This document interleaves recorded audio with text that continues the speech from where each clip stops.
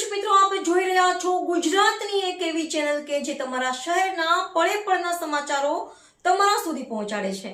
સ્વાગત છે આપનું A1 અભિક્રાઇમ ન્યૂઝમાં. હું છું એન્કર અર્પિતા પટેલ. પોક્સો તથા અપહરણના ગુનામાં છેલ્લા 1 મહિનાથી નાસ્તા પડતા આરોપીને અમદાવાદ ખાતેથી પકડી પાડી ભોગ બનનારને શોધી કાઢતી રાપર પોલીસ.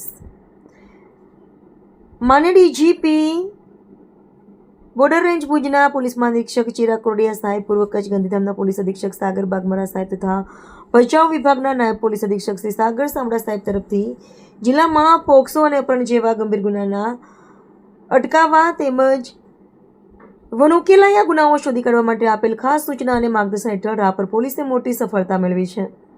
ગત તારીખ 4/7/2026ના રોજ રાપર પોલીસ સ્ટેશન ખાતે ગુના રજિસ્ટર નંબરની કલમ વિવિધ કલમો હેઠળ ગુનો નોંધવામાં આવ્યો હતો. આ ગુનામાં ભોગ બનનાર અને નાસ્તા પડતા આરોપીને શોધી કાઢનાર માટે રાપર પોલીસ સ્ટેશનના પોલીસ ઇન્સ્પેક્ટર CRL ઘટનાઓ દ્વારા ખાસ એક્શન પ્લાન ઘડી કાઢ્યો હતો. રિપોર્ટર ભરત ઠાકોર, કચ્છ.